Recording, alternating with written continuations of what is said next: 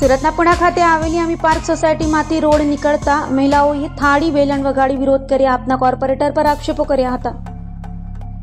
સુરતના પુણા ગામ ખાતે આવેલી વર્ષો જૂની અમી પાર્ક સોસાયટીમાં 200થી વધુ મકાનો છે। જો કે આ સોસાયટીમાંથી રોડ નીકળતા સોસાયટીના લોકોએ અને ખાસ કરીને મહિલાઓએ વિરોધ કર્યો હતો। મહિલાઓએ હાથમાં થાળી વેલણ રાખી વિરોધ કરી મતદાનનો બહિષ્કાર કરવાની ચીમકી ઉચ્ચારી હતી।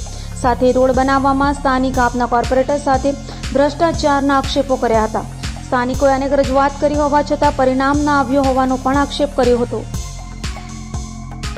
આજે તમે કઈ જગ્યાએ એને શું બાબતે વિરોધ કરો? અમે અહીંયા એટલા માટે ભેગા થયા છીએ કે અમારે 2019થી અહીંયા અમારી સોસાયટીમાં રોડ નીકળે છે કે જેથી અમારે અહીંયા મધ્યમ પરિસ્થિતિના લોકો રહે છે।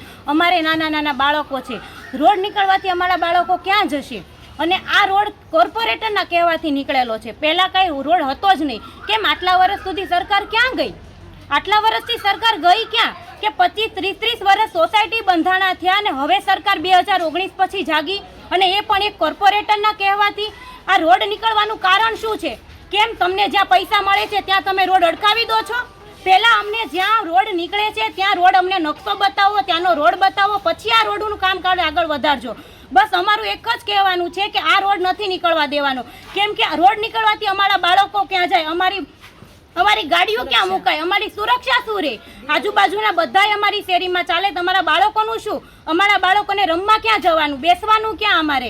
અમારી એક જ માંગ છે કે અમારે રોડ નથી નીકળવા દેવાનો। અને આ 2019 પછી કેમ આવું થયું?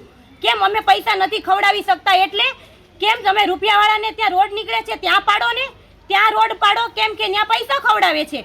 અમારી સોસાયટી મધ્યમ વર્ગની છે કે જ્યાં અમે પૈસા ખવડાવીએ કે એવા નથી, એટલે આ રોડ અમારે પાડવા નથી દેવાનો।